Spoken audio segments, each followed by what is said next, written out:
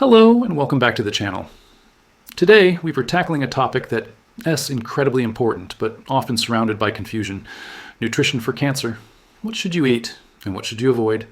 Many people are told by their doctors that diet doesn't really matter during treatment as long as they get enough calories. But I'm here to tell you, based on emerging research, that what you eat absolutely matters. Your diet can either be a powerful ally in your fight, or it can inadvertently fuel the very thing you're trying to beat.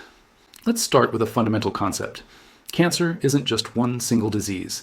It's a complex collection of diseases, and each type has its own unique characteristics and, more importantly, its own metabolic weaknesses. Think of it like this. Different types of cancer prefer different types of fuel to grow and multiply. The two most common fuels are glucose, which comes from carbohydrates and sugars, and an amino acid called glutamine, found in high-protein foods. Some cancers might rely more on fats or other specific amino acids. So the big question is, how can we use this knowledge to our advantage?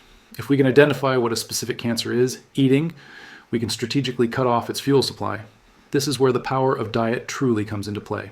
It's not just about eating healthy in a general sense, it's about being targeted and strategic.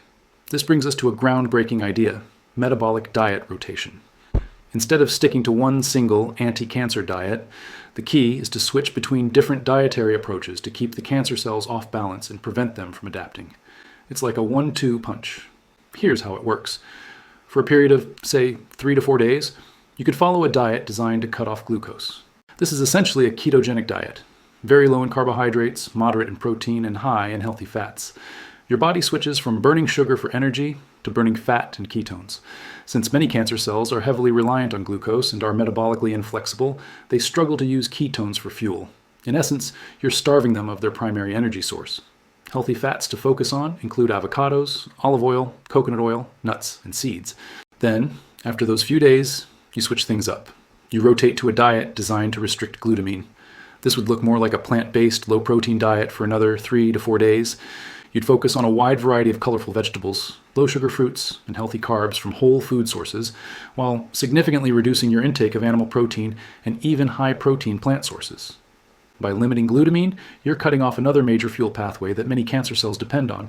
This rotation between an anti-glucose ketogenic phase and an anti-glutamine plant-focused phase creates a dynamic environment that cancer cells find very difficult to adapt to. You're constantly pulling the rug out from under them, metabolically speaking. It's a much more sophisticated approach than just sticking to one plan long-term, which could allow the cancer to eventually find a workaround. Now, what about specific types of cancer? For hormone-sensitive cancers, like certain types of breast or prostate cancer, you might need to be more mindful of your fat intake. While healthy fats are good, you want to limit overall fat consumption, but make sure you are still getting plenty of anti-inflammatory omega-3 fatty acids from sources like wild-caught salmon, sardines, flax seeds, and chia seeds. For more advanced cancers, another powerful tool to consider is therapeutic fasting. I'm talking about periodically undertaking a 24-hour, 48-hour, or even a 72-hour water fast, with your doctor's supervision, of course. Fasting does something incredible in the body.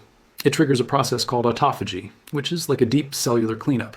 Your body gets rid of old damaged cells, including cancerous ones, and ramps up cellular repair and regeneration. Fasting puts significant metabolic stress on cancer cells, which are already struggling, while your healthy cells can adapt and thrive. It's a way to reboot your system and give your body a powerful advantage. Beyond these targeted diet strategies, supporting your immune system is non-negotiable. Your immune system is your first and last line of defense. A crucial element here is vitamin D. Many people are deficient, and for immune function, you want your levels to be optimal. Research suggests aiming for a blood level between 90 and 100 NU/mL. The best way to get vitamin D is through sensible sun exposure, but supplementation is often necessary, especially in the winter months. Always test your levels and work with a healthcare provider to find the right dose for you. Exercise is another key pillar. It's not just for fitness, it's for oxygenation. Cancer cells thrive in low oxygen environments. When you exercise, you flood your tissues with oxygen, creating an environment that is hostile to cancer. Even gentle movements like walking, stretching, or yoga can make a huge difference. And finally, let's talk about meal timing. Intermittent fasting, which means eating within a compressed window each day, is a fantastic practice for overall health. By simply eating 1 or 2 meals per day, say within a 6 or 8 hour window, you give your digestive system a long break. This daily rest period helps improve insulin sensitivity, reduce inflammation, and promote that same cellular cleanup process, autophagy,